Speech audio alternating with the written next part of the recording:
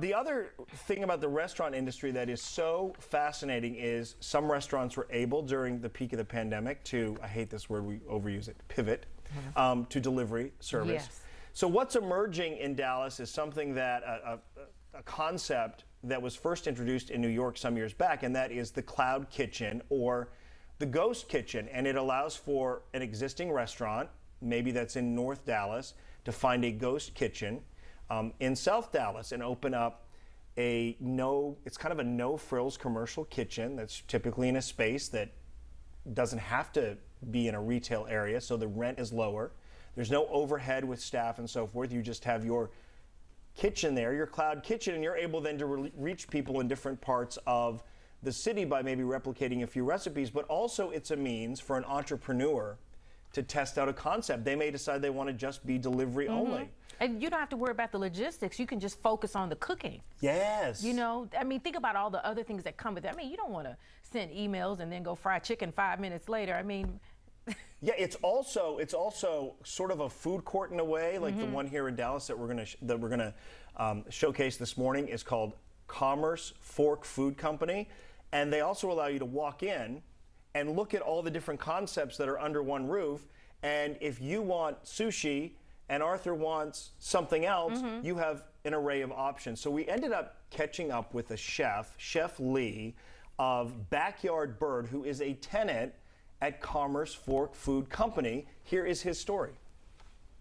So basically a ghost kitchen is a warehouse full of multiple units. Anyone from a novice to a professional could come in here and start up a business in the cloud kitchens. It's a lot more economical. You don't have the overhead that you would normally have in a restaurant. You'll see everything here from Indian to sushi to Mediterranean. We support each other. The first thing we do is when a new kitchen concept, all of the employees and entrepreneurs, owners of the businesses, we automatically start ordering from the newest person that comes in, so we always support each other. If somebody's short on, a cup of sugar, whatever it could be, we're there. We're building a real community here in this building, and I think it's gonna pay off in the long run. This is a great profession to be in, great profession. But the pandemic brought good and bad.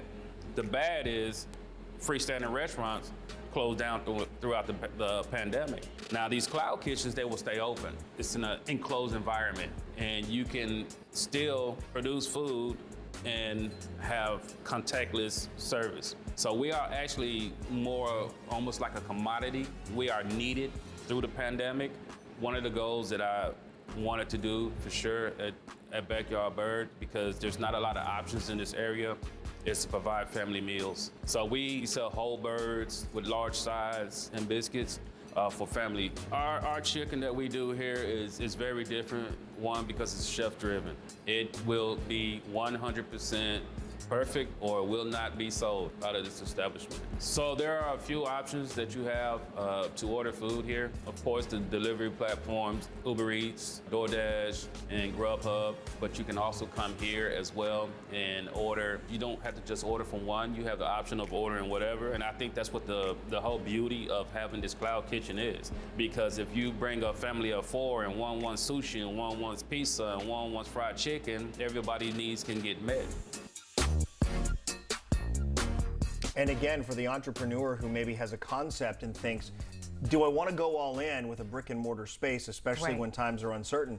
You can launch your brand there, get it out there, get brand recognition, almost test market the food and decide how you want to go. It's a win-win for everybody. I think so. Oh my goodness, I love that. I also wondered how many fusion concepts would come out of it where two restaurateurs who come from two very different backgrounds decide, can we come up with a concept here where we fuse? Yes, all they need to do is put a Chase ATM up in there and that'll work out just fine. Is that what they're missing? That's the one thing they're missing. Again, that's commerceforkfoodco.com. You can check that out.